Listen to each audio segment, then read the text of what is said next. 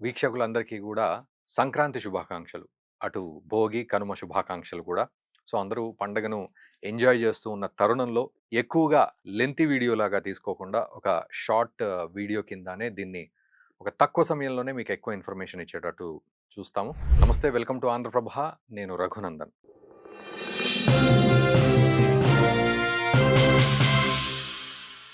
పాకిస్తాన్‌ని చూసి ప్రపంచ దేశాలు వణికిపోతున్నాయి. ముఖ్యంగా భారతదేశానికి సంబంధించిన మిత్ర దేశాలు. అటు రష్యా గావచ్చు, ఇటు ఇజ్రాయెల్ గావచ్చు. ఈ 2 దేశాలు వణికిపోతున్నాయి. ఎందుకు అనంటే పాకిస్తాన్ మనందరికీ తెలుసు.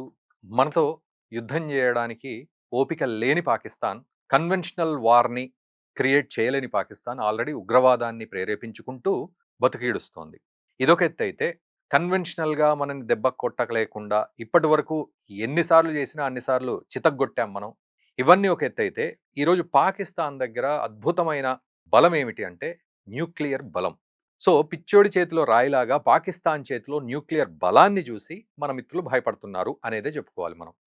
సరే, స్ట్రాటజికల్‌గా ఏ దేశం పాకిస్తాన్‌తో ఎలాంటి స్నేహం చేస్తోంది? రష్యా ఏమైనా పాకిస్తాన్‌కి మిజైల్స్ అమ్ముతుందా? లేకపోతే ఎయిర్ క్రాఫ్ట్‌లు అమ్ముతుందా? లేకపోతే ఇంకేమైనా అమ్ముతుందా? అమెరికా ఎయిర్ క్రాఫ్ట్స్ ఏమమ్ముతుంది? ఇవన్నీ పక్కన పెడితే, బట్ మన మిత్ర దేశాలు మాత్రం మోరల్‌గా పాకిస్తాన్‌ని చూసి కొంత భయాందోళనకు గురవుతున్నాయి. ఎందుకంటే ఈరోజు పాకిస్తాన్ నుంచి లాహోర్, ఇస్లామాబాద్ నుంచి ఆల్మోస్ట్ మనం చెన్నై, తమిళనాడు వరకు కూడా మనం ఆ డిస్టెన్స్ ఎంత అనేది గనక చూసుకుంటే 2780 కిలోమీటర్ల దూరం. 2780 కిలోమీటర్స్. పాకిస్తాన్ దగ్గర న్యూక్లియర్ మిజైల్స్ ఉన్నాయి. అందులో ఎంఆర్‌బీఎం ఉంది. So, medium range ballistic missile. దాని రేంజ్ 2750 కిలోమీటర్లు. అంటే ఒక్కసారి పాకిస్తాన్‌లో ఏదో ఒక పాయింట్ దగ్గర వదిలితే అది ఆల్మోస్ట్ చెన్నై వరకొచ్చి తగులుతుంది. ఇది పాకిస్తాన్ యొక్క ప్లాన్. ఇక్కడ ఇంకొక కీలకమైన విషయం ఏంటంటే నో ఫస్ట్ యూజ్. మనం దాని మీద సిగ్నేచర్ పెట్టాం. నో ఫస్ట్ యూజ్ అనే దాని మీద. అంటే న్యూక్లియర్ మనం వాడము. ఏ దేశం మీద మనం ఫస్ట్ వాడము. కానీ పాకిస్తాన్ ఆ సిగ్నేచర్ పెట్టడానికి వెనకాడుతుంది. నేను పెట్టనంటుంది. నేను ససేమిరా పెట్టను. నా ఇంట్రెస్ట్ అది కాదు అని చెప్పేస్తోంది మొండిగా ప్రపంచ దేశాలకు. ఎందుకు అంటే పాకిస్తాన్ యొక్క టార్గెట్ భారతదేశం. అదేదో అమెరికానో, ఇజ్రాయిలో ఇంకేదో కాదు. భారతదేశం. సో, భారతదేశానికి ఏదో రకంగా గుణపాఠం చెప్పాలి అనే క్రమంలో ఒకవైపు ఉగ్రవాదాన్ని, మరోవైపు ఈ న్యూక్లియర్ క్యాపబిలిటీస్‌ని పెంచుకుంటోంది పాకిస్తాన్. ఇది చూసి ప్రపంచ దేశాలు భయపడుతున్నాయి. ఆఫ్‌కోర్స్ భారత్‌కి కూడా కొంతలో కొంత ఆ భయం ఉంటుంది. ఎందుకంటే ఇది పిచ్చోడి చేతిలో రాయిలాగా ఉంటుంది. పాకిస్తాన్ చేతిలో న్యూక్లియర్ అనేది. అండ్ సిగ్నేచర్ కూడా పెట్టలేదు. అండ్ ఆసిమ్ మునీర్ కూడా మేము మిజైల్‌లు వేస్తాము. మీరు గనక నీళ్లాపితే, మీరు ఒకవేళ బ్రిడ్జ్ కడితే అని చెప్పి మాట్లాడతాడు. మాది న్యూక్లియర్ దేశమని గంటకోసారి బెదిరించే ప్రయత్నం చేస్తూ ఉంటాడు. ఇట్లాంటివన్నీ చూసి కూడా అక్కడ మొన్నటికి మొన్న ఆహ్, డైరెక్టర్ జనరల్ అతను గూడా ఒక మాట అన్నాడు.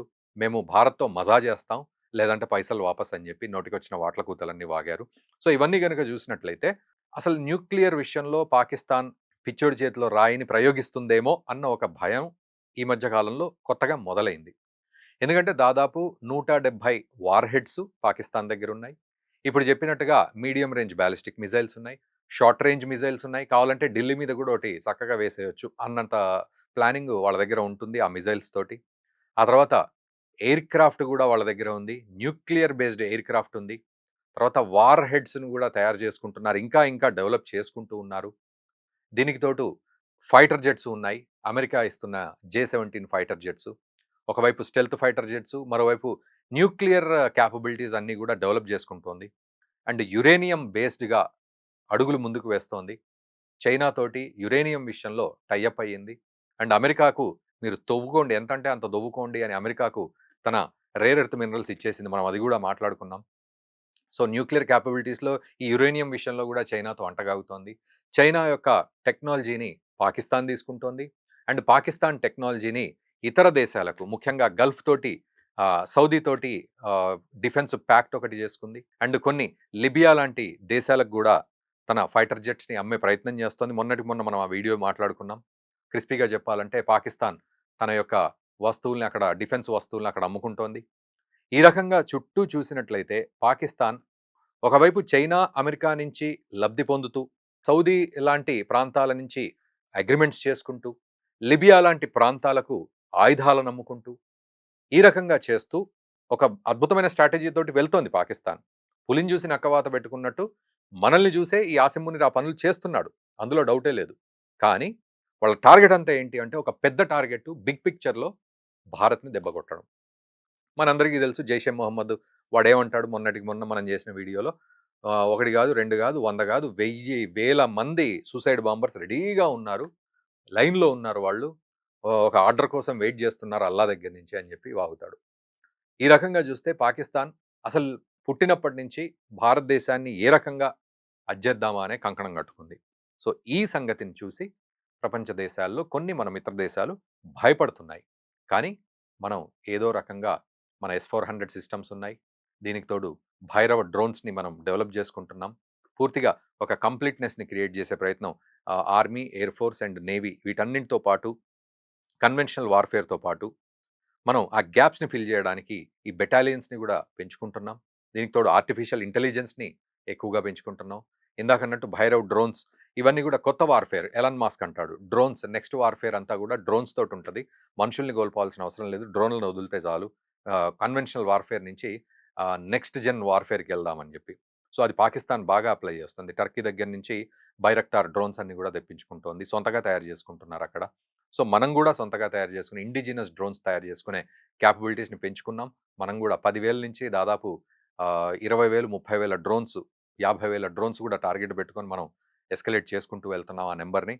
కాకపోతే మనకున్న ప్రాబ్లం ఏంటి అంటే no first use nuclear weapons మనం వాడము. కానీ పాకిస్తాన్ చేతిలో పిచ్చోడి చేతిలో రాయిలాగా ఆ న్యూక్లియర్ వెపన్స్ని వాడే అవకాశాలు ఉంటాయి. సో ఈ విషయంలో ఒక కొత్త భయాన్ని పాకిస్తాన్ ప్రపంచ దేశాలకు క్రియేట్ చేస్తోంది. మరి మీరేమంటారు? భారత్ దానికి తగిన బుద్ధి చెప్పే అవకాశం ఉంటుందా? మొన్నటికి మొన్న మన జనరల్ ఉపేంద్ర ద్వివేది ఆయన కూడా ఏమన్నాడు, మేము రెడీగా ఉన్నాం. అసలు పాకిస్తాన్‌ని ఇంకొంచెం గట్టిగా కొట్టేవాళ్ళమే అప్పుడు. కాకపోతే సరే అబ్జర్వ్ చేస్తా ఉన్నాం. ఆపరేషన్ సింధూర్ ఆన్‌లోనే ఉంది. ఇంకా సీక్వెల్ కూడా అవసరం లేదు. ఆన్‌లోనే ఉంది, అది కంటిన్యూ అవుతోంది.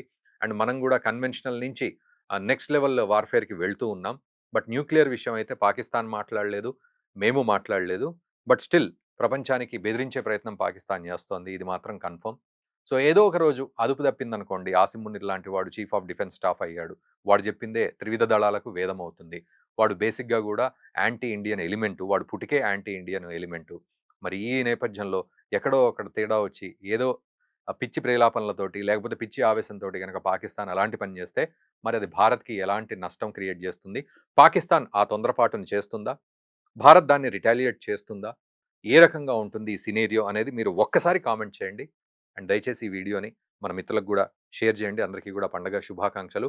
ఖచ్చితంగా ఈ వీడియోని మీరు షేర్ చేయండి. కామెంట్ గూడా చేయండి మీకు సమయం గనక ఉన్నట్లయితే. Thank you very much.